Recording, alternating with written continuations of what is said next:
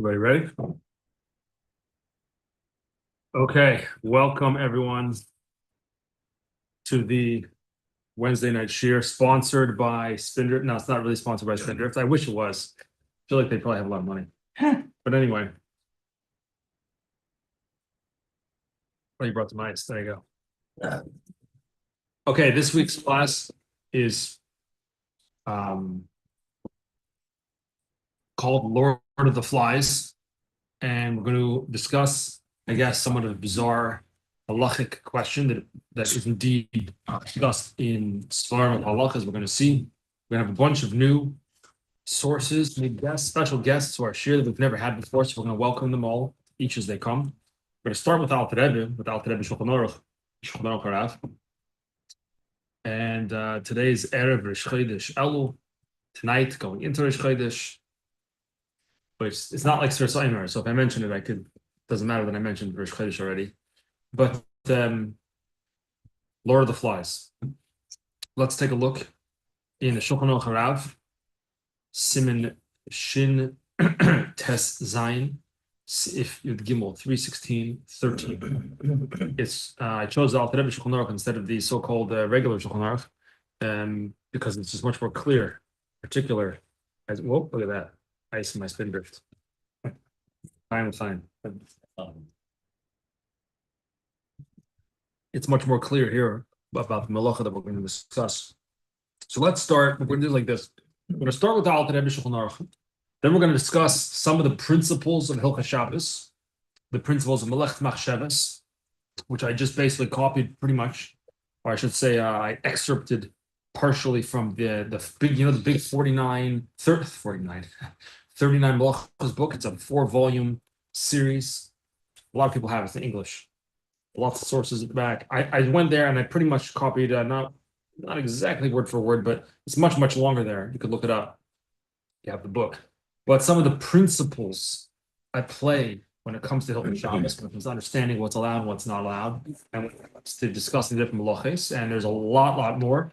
There's a lot that I left out, meaning a lot of principles I left out, and there's also, even within the principles that I did include, there's also a lot missing within those principles. So we'll see, but we'll talk the best we can.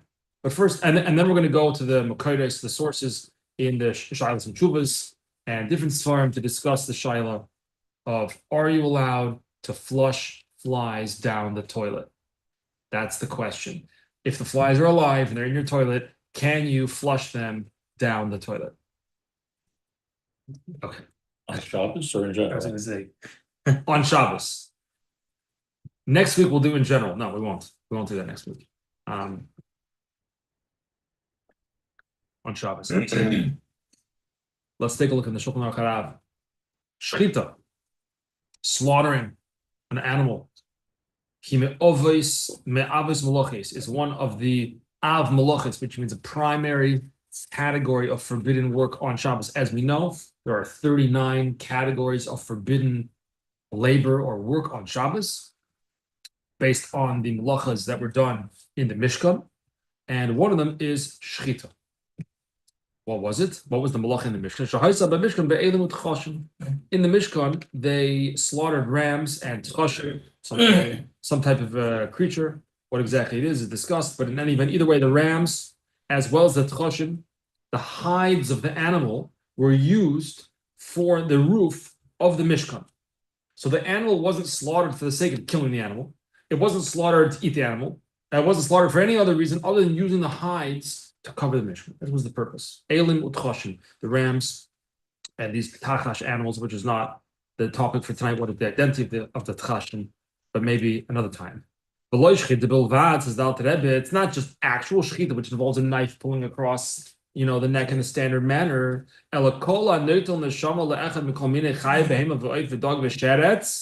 Anyone who slaughters, that is, kills a living being, whether it's an undomesticated animal, a domesticated animal, a fowl, a fish, or a crawling animal, bein b'shchita, bein b'nechira, bein b'haka, whether you cause it to die by shechting it, by slaughtering it in the traditional manner with a knife, right? Or stabbing it, which that's not kosher shchita, right? Stabbing it or beating it, chayiv. if you kill any animal, take the life of any animal, you are chayiv on Shabbos. Chayiv for what? Chayiv for a biblical violation of the malacha of shechit. Good, clear so far, right? Furthermore, I didn't. Okay, that's all I quoted here. There's more to the halacha, but I didn't quote it. Okay, so you're not allowed to kill it. Not allowed to kill an animal on Shabbos, whether it's in the traditional manner that they did it in the Mishkan, which is the process known as shechita, or whether it's in a different manner. You're not allowed to do that on Shabbos. Okay. So let's take a look now in source number 2 at some of the principles of melech's machshavas. That is that the melachas on Shabbos have some type of kavanah behind them. They have some type of intention that must be present in the person doing it in order for them to actually be chayav for having transgressed that particular melacha. Right? So it's not random. Again, we're all going to trace it back to the Mishkan. It has to be in the same manner as it was in the Mishkan. Again, there's a lot more principles. We're going to discuss, hopefully, just these ones that are relevant to our discussion now. Psik reisha. First one is psik reisha. That's a pretty well-known word. What's psik reisha? The Gemara says psik reisha below yomus? Question mark. It's a rhetorical question. The Gemara says that if you cut off the head of a chicken, will it not die? Psik reisha. You cut off the head of a chicken. What happens to the chicken then? Will it not die? So you can't take a chicken, slice off its head, and be like, I didn't know it would die. Maybe it wasn't gonna die. I'm sorry, it's not that I didn't know. It's I thought maybe it wouldn't. Who knows? I cut the neck, but who knew it would die? I didn't know. So Gemara says, no, psik reisha. What do you mean you didn't think it would die? You literally cut off the head, meaning that the malacha is inevitable. Maybe you weren't intentionally planning to do it. As it says here, any situation in which a malacha will unintentionally occur. You say, the fly was in my toilet. He's like swimming around. I flushed the toilet. I had no intention to kill the fly. It's his problem. He was in the wrong place at the wrong time. All I wanted to do was flush the toilet. I killed the fly in the process. That wasn't my intention. Psik reisha. Too bad. It was inevitable. It's inevitable if he goes down and he's in it. Well, if he's actually I feel gonna like if a fly's in the toilet, it's probably gonna die. It's probably gone already. I mean, but that's its destiny. It's not like it's gonna fly out. It's destiny. We're actually I guess it could be on the perimeter. where did I quote it? Huh? In the perimeter, yeah. I mean, in the pool, Actually, they float in there and they're gone. They're just like they never come There, back. one of the discussions actually, I don't think it made its way into the source sheet here.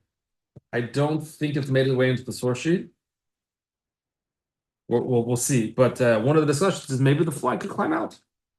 So maybe it's not inevitable. You flush, now it's going to die for sure. Psik reisha.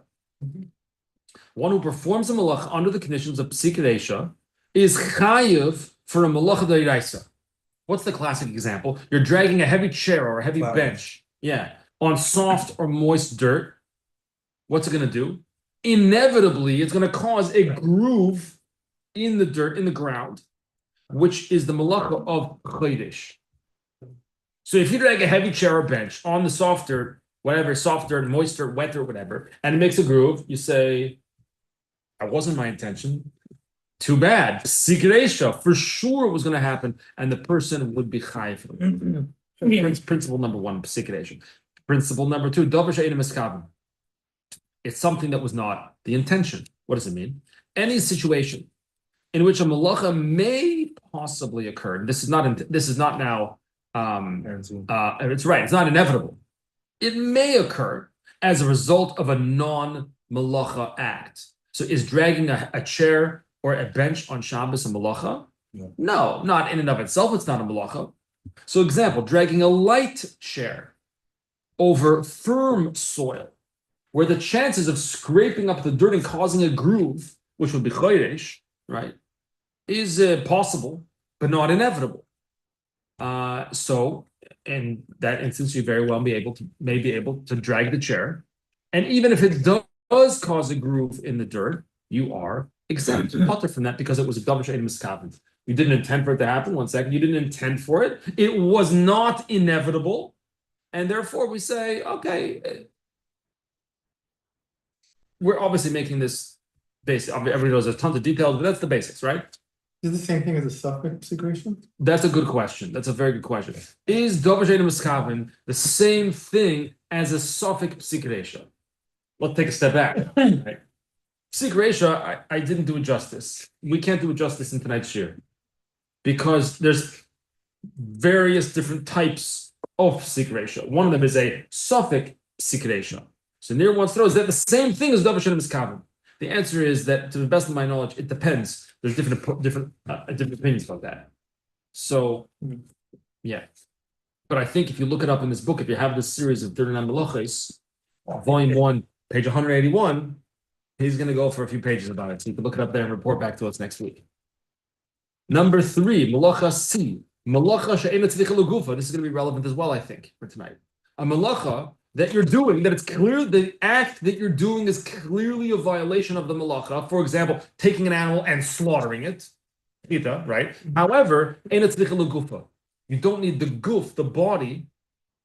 So in the case of shchita, in the Mishnah, why did they shech the animals? They wanted the hide. But what if you shech the animal for some other reason? You don't care about the animal. You don't need the hide. You're not going to eat the meat. Garnish. So why would you shave it? Like something that's like, I don't know, like a poisonous snake or something, something that's life-threatening. Oh, Okay. a poisonous snake, a scorpion, yeah, maybe you kill maybe wasps, maybe Yeah. something like that. By the way, the other day I was in front of the house and I saw a wasp, without exaggeration, at least 2 inches long. Huge, yeah. I've seen Massive. also there. Yeah. And I took a picture of it. I tried to zoom in a little bit. Took a picture and sent it to our friend, the beekeeper who lives on 68th, and he told me that's a Cicada. Cicada. how do you pronounce it? Killer wasp. So I thought to myself, who is he killing? Oh my God. So I Googled it and found he's not killing me. In fact, they're not dangerous to humans at all, but they are dangerous if you're a cicada, or how do you pronounce that? Cicada. They hunt them and kill them. So to them, they're dangerous, to us, they're not. But it was massive. Yeah. Okay. Anyway, when a malach is performed for a purpose other than that for which it was performed in the Mishkan, I give an example. Maybe not. We're going to get to David's example in a second. Example: extinguishing a candle. Are you allowed to extinguish on Shabbos? No, machaber, extinguish. Just you're not allowed to light a fire, and also not allowed to extinguish a fire, right? So what if you extinguish a fire, a candle, to darken the room? But the purpose of extinguishing in the Mishkan To relight. was to prime the wick for relighting, right? Some people have the minhag on Erev Shabbos. You know about this because you're married, right? Says that the husband should light the wicks of the Shabbos candles and then extinguish them. That way, it's easier for his wife to light them when it comes for her. It's easier to relight a wick than to light a fresh wick. If you ever try to Hanukkah. They go out. So I think there's in the Rebbe's notes, he says in Chabad we don't do this. We do care about the wives. I don't know why we don't do it, but in any event. So the real purpose of Mechabe, like Shalom said in the Mishkan, was not for the sake of extinguishing, it was for the sake of rekindling. So if you extinguish your fire because you want it to be dark so you can go to sleep, that's not the original purpose of extinguishing. And therefore, that would be called a melacha she'eno tzricha l'gufa. You're doing a melacha act, but you don't need the result of the act in and of itself, or you're not doing it in the same manner, so to speak, for the same reason. So in certain instances, that may be permitted. Or, next example, which is what David was saying, one may kill a poisonous snake, etc., a scorpion or whatever, which is the melacha of shchita, even if, by the way, it's not life-threatening necessarily. Why? Because they can inflict illness or great pain. So if you see the snake coming, you kill it. That's shchita, that's a malacha. Yeah, but killing is a malacha she'en tzricha l'gufa. Why? Because the purpose for killing is not to use the hide of the animal. You're not going to make snakeskin boots out of it, but merely to be rid of the threat that it poses. So you're doing the malacha unequivocally, but you don't need the result of that malacha in the way that it was done in the Mishkan. Does that make sense? So due to the physical pain or danger, etc., Chachamim said, okay, in such a scenario, you can violate the malacha because of the illness or pain that may be associated with it, because the malacha is not being violated in the way that it was originally done in the Mishkan. Another thing is a principle which is relevant is makalkel, to destroy something. Classic example, is to open a package of food on Shabbos without getting into discussion about tearing the words, whatever. But why are you allowed to destroy the package? You just destroyed the package. Well, who's allowed to destroy things? So he says one may tear wrapping around food or other Shabbos necessities, paper plates, cups, etc., to obtain those necessities. Makalkel, something destructive, is permitted if you're destroying. Now, what about shechita? Why would we say that shechting that snake or killing the snake, right, to protect yourself? Why is that okay? Because it's a malacha she'eina tzricha l'gufa. It's a malacha that you don't need the result. You don't need the animal. You're not going to use the hide. Why don't we say it's permissible because of makalkel? You're destroying the snake. It's makalkel. You hear the question? Yeah. Mm-hmm. Hear the question? Not permissible, but prohibited. Permissible. But Makakal is one of them malachot. No. But these are principles. So you're allowed to makakal something. For the sake of simplicity, one may be makalkel something. One may destroy something. How did they do that in the Mishnah? They didn't. This is meaning the exception to the malachis, or possible exceptions to the malachis, or if we do them in a non-traditional manner.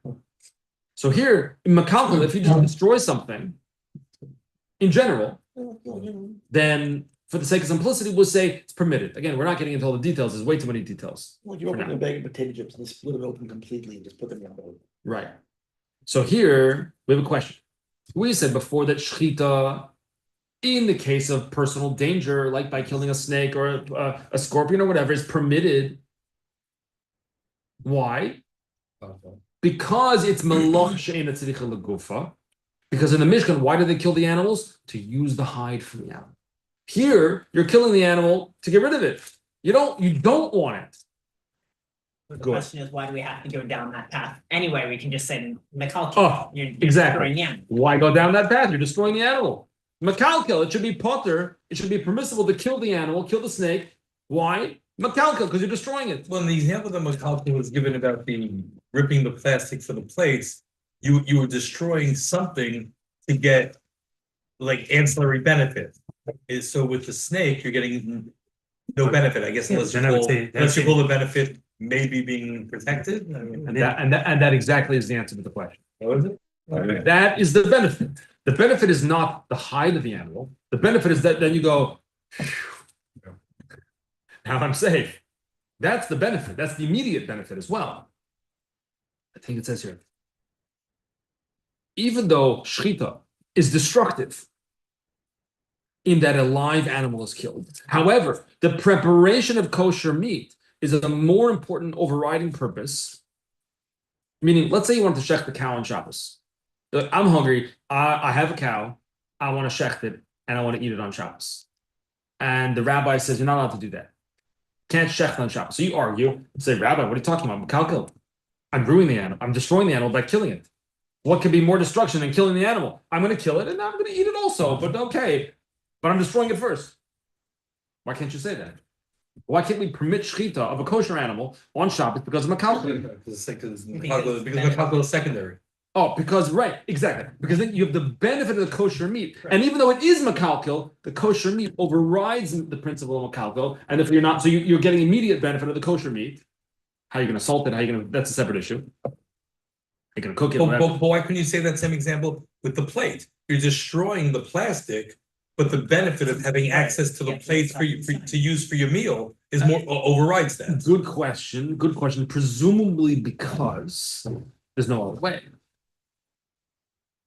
How else are you going to get to the? I mean, if your food that it has to be. I wrote here. I didn't write this. Rev David Gibeon, to obtain those necessities. You can't just start opening packages because you want to. You immediately want to have packages open. Right, there has to be a need for that. There's a need for it. A need for Shabbos. So you would not be able to open packages for items that are not permissible to use on Shabbos, because you can't use. That's right. Now we got to speed up a little bit. Sorry. Killing a dangerous animal is not makalkel. Even though it is, of course, you're makalkel it by killing it, but that is not the reason to permit in this case. Why? Because the immediate relief and safety that result is a form of constructive purpose. So the destructive purpose of killing is overridden by the constructive purpose of relief and safety. Last but not least, and there's more, but this is just for our share tonight, grama Grama means a malacha is caused by an indirect chain reaction. So you didn't do it. You did something else that then knocked down the dominoes that occurs only after the person's initial act. If it's immediate, it's not grama. It must be a delay of some sort. This may be permitted when there's significant financial loss, grama. So you didn't exactly do it. You did something else that then... Right, like you put a cup on the table and your cat knocks it over and then that causes someone to slip and fall and hit a light switch. I don't know. Okay, let's jump right in. This is the introduction. Let's take a look. Source number 3. I don't believe we ever had Reb Shmuel Halevi Vosner, the great Rav in Bnei Brak. He wrote Shais and Shubas Shevet Halevi. He was born in 1913 in Vienna. He passed away in 2015.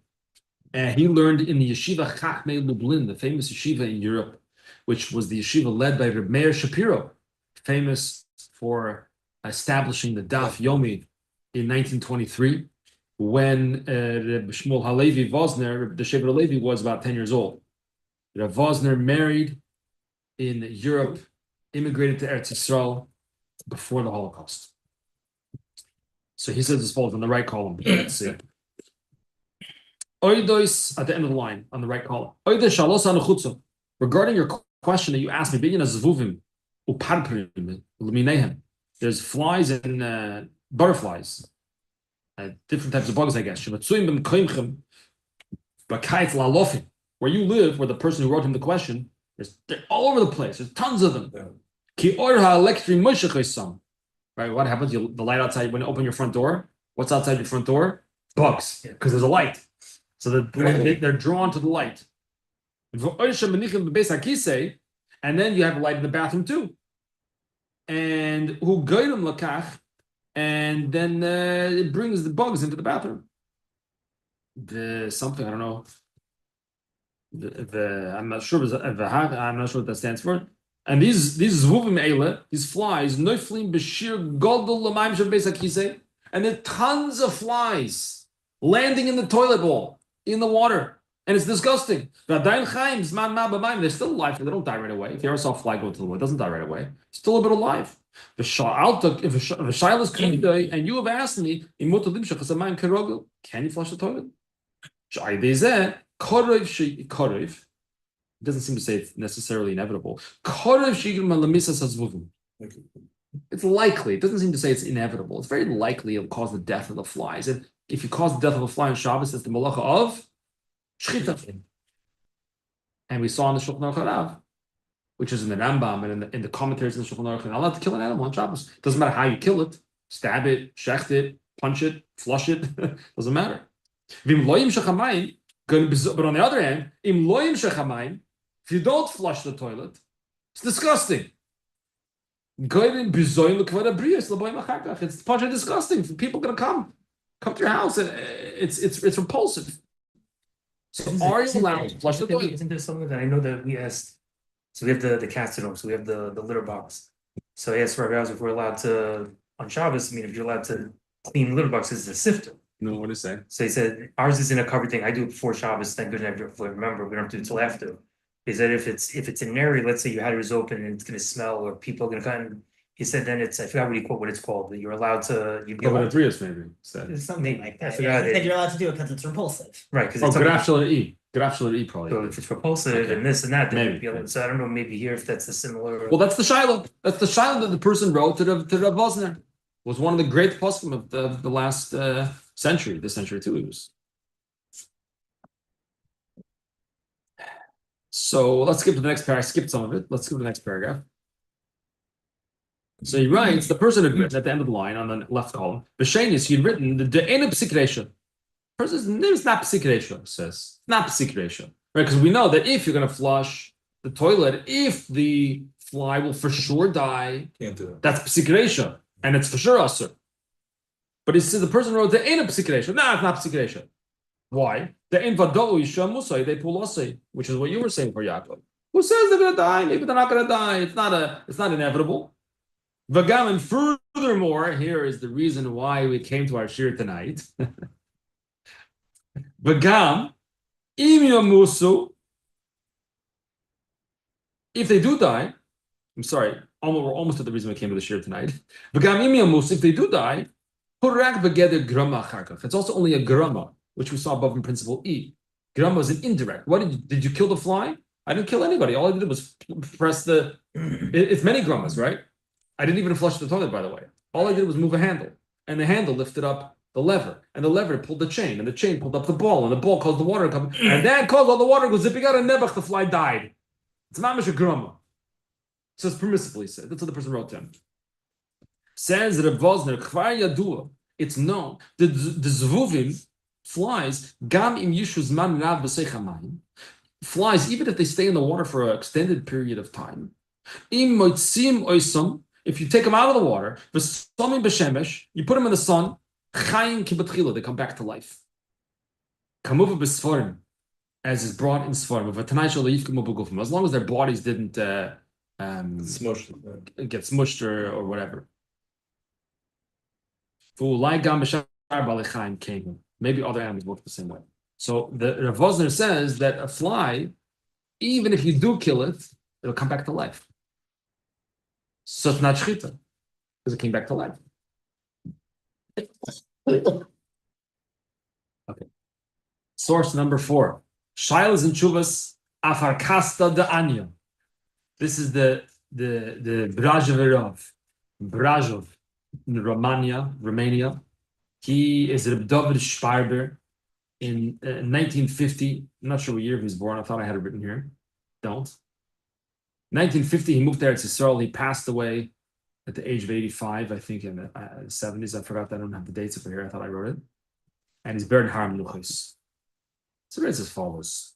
Hineni eit lamar tshuvasi me'ava b'dovish choka al pi mashkosav b'medrash talpiyos. I want to write a tshuva. Someone asked him, based on what it says in Medrash Talpiyos, which we're going to get to what that is. That is a sefer written, we're going to get to that later, by the Shevet Musar, the Elio Kohen Hoitamari in Turkey. We're going to get to that. What it says in Medrash Talpiyos, Ois Anav Zvuvim Zelashonim. It says as follows over there. Zvuvim shenaflu l'mayim v'mesu. If a fly fell in the water and died, im tasimin b'shemesh. If you put them in the sun, v'tashlich efen mikla aleim, you put some kind of dust on them. Choyzin lichyos afa p'shekvar mesu. They come back to life even though they already died. Ad kan l'shoni. That's what it says in Medrash Talpiyos.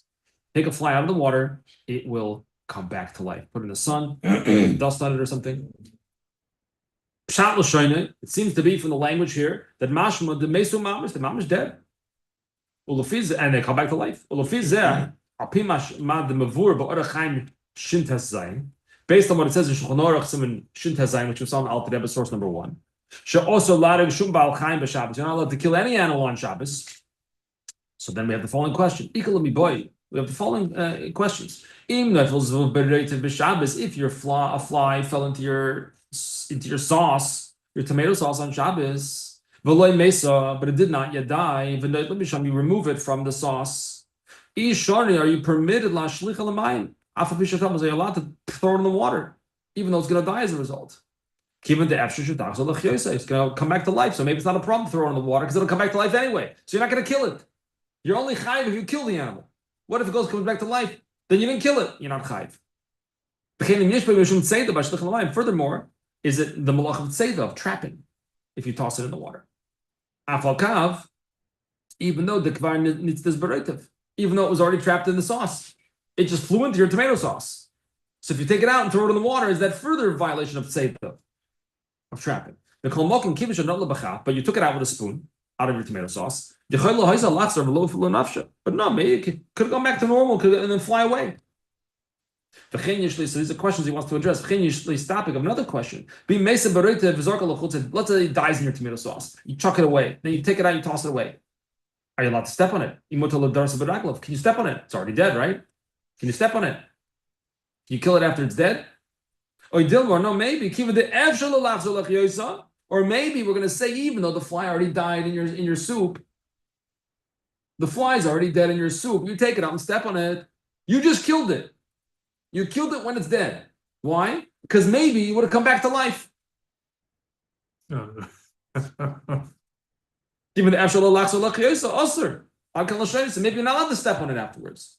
Because even though it's dead, Yeah, falling in cold You can't water kill it when versus it's dead falling because maybe it will come back to life, Hmm. and now you killed it. I didn't make this up. So it says right here. Oh, the island punch spindrift. Imagine if the fly goes into that. We're gonna have to punch him. and you just pull out something. Okay. V'hine l'fima desover k'voy teirosei, which is a reference to the Shevet HaLevi. What the Shevet HaLevi holds, b'divrei ha-Medrash Talpios Hanal, in the words of the Medrash Talpios, who writes that the fly could come back to life, even after it's in water. The Mesu Mamish, the Shevet HaLevi holds that the fly Mamish dies in the water. In Kain, then for sure it's forbidden. Not allowed to throw it in water, because that would be killing it. You're going to say it's going to come back to life. So according to the Shevet HaLevi, you're not allowed to flush the fly down the toilet. Why? That's by flushing it down the toilet, you're killing it. It might come back to life. Good, but you killed it. And as he says, are you going to say this, that if you take the fly out of the water and you place it in the sun and you put the little dust on it or whatever it is, and maybe it'll come back to life? That's a new thing at this point. It's a new animal, a new fly. The case, and it's as if the fly was born right now. So he's saying that Afakasta Da'anya, the Baraj of Hirav, is saying, you Shevet HaLevi, Reb Shmuel Vosner, who hold that the Medrash Talpios that says that a fly can go into water and die but come back to life, you hold that if mamish dies, then you're not allowed to do it. What do you care if you kill an animal and it comes back to life? You killed it. I came back to life later. So what? You still killed it. Would a person think if you go kill another person, but then you do some magic trick and you make the guy come back to life? Like the story in the Gemara Megillah of Rabbi and Reb Zera. You know the story about Rabbi and Zera, the Purim Suda. They made a Purim Suda together. Rabbi kills Reb Zera. And then Rabbi, who knew a thing or two about a thing or two, brings Reb Zera back to life. You know the story. The next year, Rabbi goes to Reb Zera. He's like, no, let's Fabreng again, Purim. Reb Zera says, I don't know if miracle's going to happen again. So if you kill someone and they come back to life later, so what? So too the fly, according to Shevet HaLevi, that in the water, the fly actually dies and then will actually come back to life in certain conditions. What do you care if it'll come back to life under certain conditions? It's dead in the meantime, but because of something that you did. So the B'raj of Rav is saying to Shevet HaLevi, according to you, you're mamish, it's mamish a violation to flush the toilet. Yeah, that means also if it goes into your food and dies, then it doesn't matter what you did afterwards. Correct. That's right. Correct. Yeah, I read that already. So would the person who kills the person, if you kill another person, aren't you chayiv for that? It comes back to life later, so what? If you kill an animal, you killed it. So the same thing is here. If you kill the fly by throwing it in water, it's dead, and you transgress the melacha d'oraisa of shchita. Is this making any sense? Okay. But really, after mashmos lashon hamedrash talpios made lechuras is mesu mamish. So it seems the Medrash Talpios is talking about the animal, the bird, the fly actually died. But mikol mokum lekush the milsa, literally the lav misa mamish kom. Says the B'raj V'Rav, if you really get down to it, it cannot be, even though it seems that the Medrash Talpios is talking about a state where the fly actually dies in the water. I don't think it actually died. That's what he says. The B'raj V'Rav. I don't think the fly is actually dying in the water, and I don't think the Medrash Talpios meant that the fly is actually dying in the water. Ella, nidin kimesim. They seem dead. Because the fly became so weak. And further, and they lost their natural body warmth. And by the way, he says, we have the word misa, death, in the Torah, which is not actually death. Ayin Shmois Yadalad Lamed The Targum Yonah, but Azil Sham, Mason, V'lei Mason, dead and not dead. So we see there's a precedent in the Torah. The dead doesn't always mean dead. So too here, the flies didn't really die. Ein b'm farishon. Look over there. Kvar kasavdi b'zav b'mokum acher. V'azvuvim, flies are a type of creature. Hey mehabali chaim hayeshenim b'choyer. If they hibernate, they sleep in the winter. They sleep. Behinam kimesim b'li regesh chaim. And they're basically as if they're dead. They have no life signs within them. They lost their bodily heat, and therefore they seem dead. They're not actually dead. So therefore the fly goes into the toilet water. Toilet water is room temperature, which I guess is cold or cold-ish. They die, but they didn't really die. They just lost their natural body heat, and then therefore they seem like they're dead. So when they come back to life, they're not really coming back to life. They were never dead in the first place. That's what the Braj Barov says. So the nafka meaning would be if you have heated toilet water. That was weird, right? If the fly falls into hot water, then the fly wouldn't lose its natural body heat. And then if you killed it, for sure you killed it. But if it goes into cold water, it loses its body heat. This is weird, right? Loses its body heat, and it kind of shuts down, almost like a bear in hibernation. This is what flies do. You know this, right? The flies, they lose their body heat, and then they seem dead, but they're not really dead. That's what he says. Common knowledge. Everyone knew that. Absolutely. But when the air temperature warms up a bit, meaning you take the fly out of the water, put it in the sun, they wake up from their deep sleep, from their hibernation. Everybody's happy. Flies are happy. Okay. Source number 7, page 3, page 4. Page 4? I stapled mine backwards. What's going on here? It's backwards too, so. Oh, they're all backwards. Supposed to be skipping 5 and 6. Five. No, we're not skipping. I just stapled it backwards. Let's go to source number 5, the Shevet Musar. The Shevet Musar be'Eliyahu Kohen ha'Itamari, born in Izmir, also known as Smyrna, right? Depending who you ask. Izmir, Turkey, 1640. Passed away 1729. His name was Eliyahu HaKohen.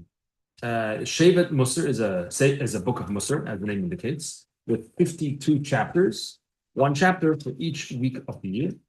He also wrote the Medrash Talpios, which is where it says that the flies come back to life. If you just take them out of the water, put them in the sun, sprinkle a little bit of fairy dust on them or something, they'll come back to life. So here in his book Shevet Musar, he writes as follows. This is just for your own personal knowledge and awareness and interest. But nachzol ma'alos haTorah. Let's talk about the mile of Torah. Let's talk about the wisdom of the sages that is revealed to them, the secrets of wisdom. They know everything in the world. They know about everything Hashem created. They know everything. For sure, the Chachamim of the Gemara, they're greater than the ministering angels. So they for sure know everything. They know everything in the entire creation. But even the Chachamim of every generation, the real Chachamim, they know all about creation, know everything that's going on in the world. So he says, I'm going to tell you now a few remedies, a few things that you should know. Take care of your health. With dvarim segulim and other types of, I don't know how to translate that, whatever. Other types of skulas. You don't know how to translate a skula, right? Other types of skulas, and about other types of unusual creatures, over hivaldam and the way they were generated and made, which is from all different svarim written all over the place. I'm going to tell you a bunch of interesting stuff right now. He says. That you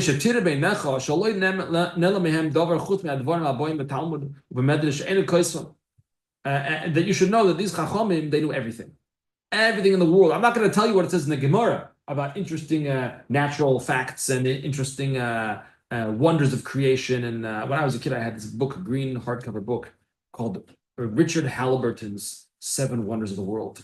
And that book, I think Niagara Falls was one. I think the Hoover Dam was another. I don't remember. I probably still have it at my parents' house. I'm going soon to visit. I'll take a look. Anyway, I'm going to tell you all the stuff. So the stuff that's in the Gemara, I'm not even going to tell you about. For that, go read the Gemara. I'm going to tell you the stuff in the 7 Wonders of the World book. I'm going to tell you that stuff. So you should know they knew everything. You're doing him. I'm not going to write what it says in the Gemara because that's known. I'm going to tell you certain things that maybe not so well known. This is a Misha Bola Luka. If you swallow a leech, skip. I didn't copy the next part. Then it says like this. See the next paragraph in the middle? Zvuvim. This is just for your knowledge and awareness. Okay, guys, get ready. If a fly falls into the water and it dies, what should you do? Here's an interesting thing to do. Put them in the sun. But put some kind of dust on them. They're going to come back to life. That we know already, right? From the medical techias. But take a plate and fill it. I guess the plate's a little slightly curved, right? Fill it up halfway with water. I don't know exactly how to do this. And then put the flies on it. Then cover it off, seal off the plate. I don't know. Saran wrap. I don't know. Oh, you probably feel like a bell jar, but they will Okay. Stone on top of it, a cake dish. And if you cover it up for 40 days at Arboim Yoim, the flies will transform into frogs.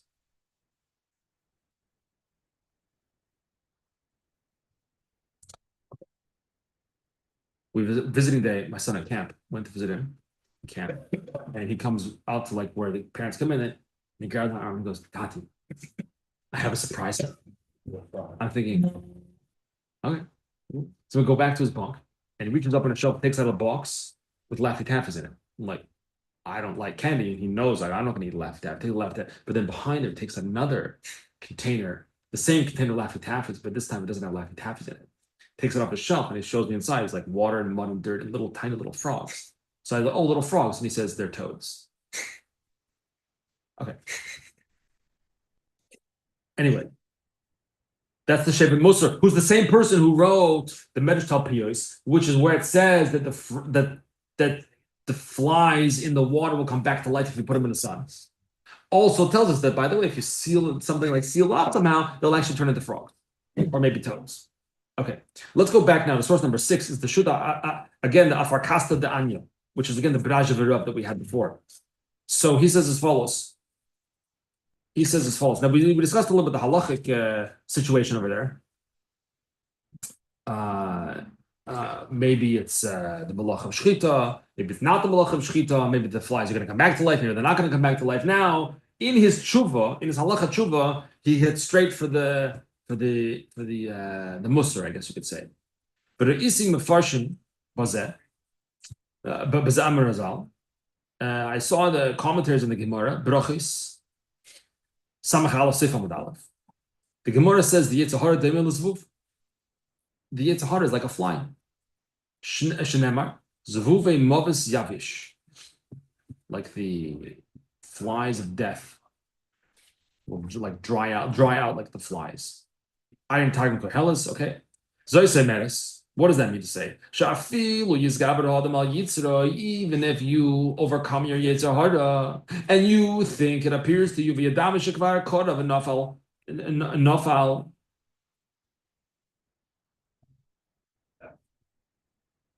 and you think you already knocked it down.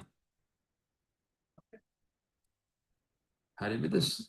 Shekvar Kora, he already like kneeled or bent. Nafal. Shodud Lafonov, I guess. So like shattered in front of you. When you think, my heart is empty, which means that I don't have Yetzer Hara. So that says about David HaMelech. Libi Cholal Bekirbi, David HaMelech says. My heart is empty. He didn't mean he had no emotions. He meant that he got rid of his Yetzer Hara. And the Chachamim tell us, Keharga B'tainis, he killed his Yetzer Hara through fasting. So a person may think, I overcame my Yetzer Hara. I beat him into submission. Now he's gone. He's dead. Like the fly is dead.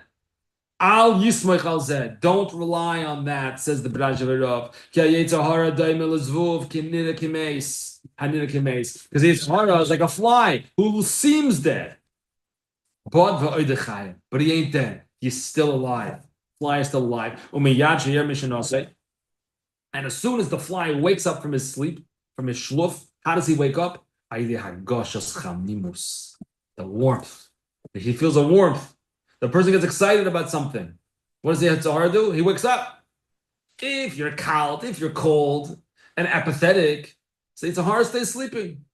I don't need to do my job. You're doing it for me. But it's like a zvuv, it's like a fly. In the cold, they lose their body heat and they go to sleep. But as soon as it gets a little bit warm, Yetzirah wakes up like a fly and says, "What? You're getting warm, you're getting excited, you're getting passionate. I gotta go bug you." Using that as an example, wouldn't that be a specific reason to flush the fly down the toilet? I don't know. And then Shava Kevrishon. And a fly comes right back. So just when you think you took care of Yetzirah, it comes right back. Just like the fly. Gishmak, no? It's in a tshuva. K'moichenu Yetzirah. Same thing Yetzirah. Okay, we can skip the rest for now. Same thing Yetzirah. Now we're going to go backwards in our handout, but really focused in here. Page number 4, source number 7. The Imre Yoyav. The Rabbi Yoyav Matersdorf.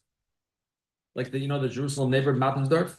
They think his father, I believe, whose name was actually Rosenbaum. In Hungary, I believe he became known as the Matersdorfer Rav. And they just called him that his last name also. So this is his son, the Imre Yoyev, who was born around 1760, died in 1810. He was the Av based in Salem and in Unsdorf and other places in Hungary, not sure where else. Anyway, he writes as follows. This is not a Sefer Halach anymore, this is a Sefer Drushim. He writes, "V'hine chachmei hamechra kosvu."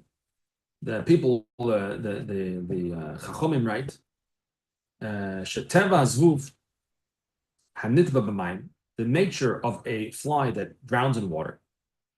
Yishmasimim all of neser. You put neser, some type of like lime, or get some type of not I mean like lime the fruit, like a limestone, like some type of what's the word? Repellent? Huh? The insect repellent? No, some type of Crushed lime, lime is a thing. crushed lime or something like that. Limestone, not crushed lime. It's like dust. No, Some but kind of duck. no, but it's lime. They sprinkle it. So why harder they put on your lawn? You know, you grab the side dictionary there. Coming up after On the winter. second, on the left, and the second shelf, on the bottom, on the right is the Big dictionary. Well, I thought it's classic. There you go. Wow. That is a big dictionary. The alkali dictionary. It's a great dictionary. You gotta must have a good notes. We say dictionary today, don't know what you're talking I know dictionaries are geschmack. You know, it's good to hang out with people who read dictionaries for fun. That's not autobiographical. Let's see.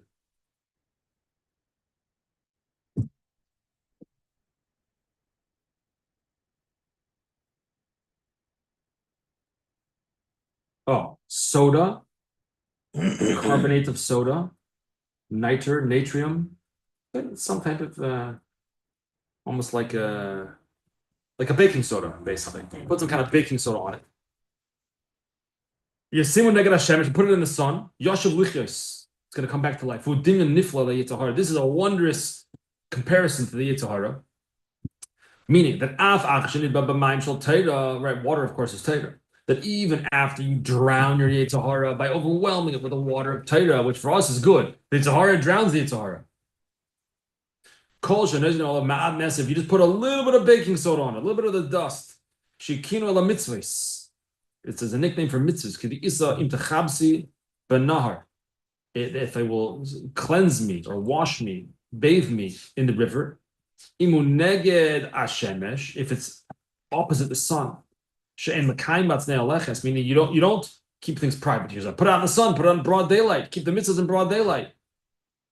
Yitzhahara comes back to life. No, I read it wrong.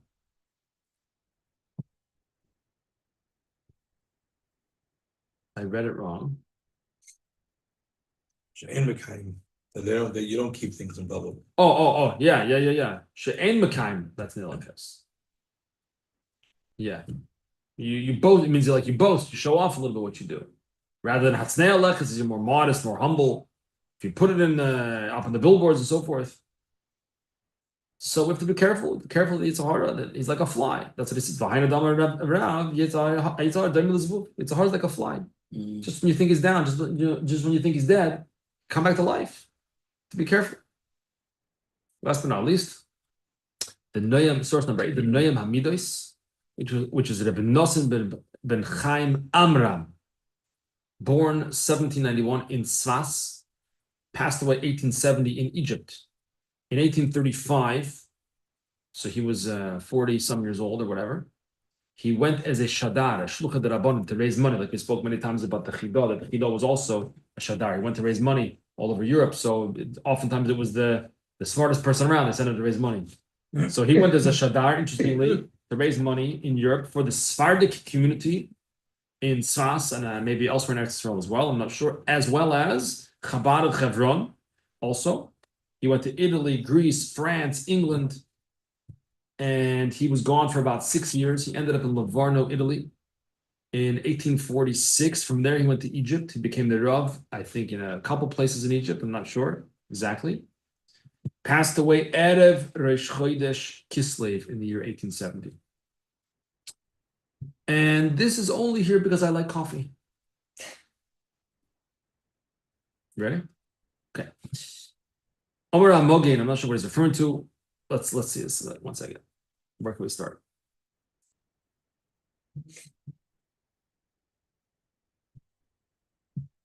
The third line says Asher Rabbi, there was a person, I don't know who this is, Asher Rabbi Pa'olov, V'nifloi, he did all sorts of activities and wonders that he did. Ma'alav, V'nifloi, Ma'alav, B'chaf Masakuna, all sorts of different natural tricks of the trade, I guess, something like that. What did he do? Hu asa zvuv kikeshes. He made some type of image of a fly that was like a bow. Not sure exactly what that looked like. Asher im yikimua. It's a little hard to read this. Asher im yikimua b'mokum yashar. If you would stand it up somewhere, migareshes kol zvuvim. All the flies would fly away. It was an old school bug repellent. How did it work exactly? Whatever. It worked. Harkek kimtacha v'keshes, which is the kriyas for Rosh Hashanah. All the flies would go away.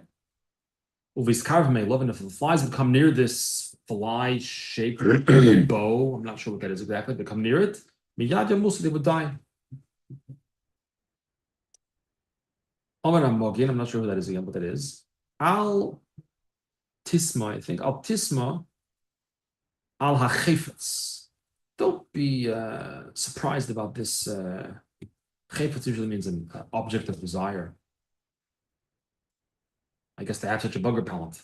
Don't be so surprised about it, because I saw it with my own 2 eyes. Listen to this. Shekain einai ro'u, eini ro'u. I saw with my own eyes. Kayotza b'zeh mamish. I saw with my own eyes the very same thing, or almost the same thing. Be'ir HaKodesh, I believe that's supposed to be Ir HaKodesh. Damascus. That in Damascus, Shenimtza Sham Kabani, I think. Kabani Achas Gedoyla. There was some type of stone, some type of large stone, I believe. Shemetsuyer ba Dmus Zvuv Echod Me'evan, I guess. I'm not sure exactly how to read it. That had the image on this, some kind of stone, a picture of a fly, image of a fly. That had the same effect as that bow that would kick out the flies. The flies would run away for it. It was a bug repellent. Kabani, I think is more like a cafe, something. Wherever the stone was, the flies would not come. And therefore, it's in the summertime. When it would start to get hot and the flies come, remember in the cold, the flies go away. In the heat, when the flies start to come out, there were a lot of people would go. I think we had on the 4th line from the bottom, the first word kabani is a cafe of some sort. A lot of people would go to this cafe. Lanuach.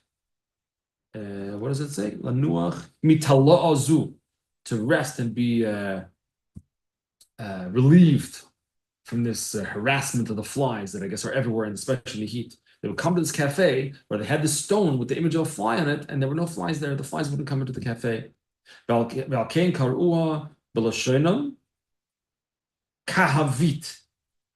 Kavit. kave, coffee. Kavit al dubanya, which is apparently Arabic. Al shem pe'ulasa. The cafe al in Arabic would be al, like in Hebrew is without. Kavit al dubanya, the cafe without this.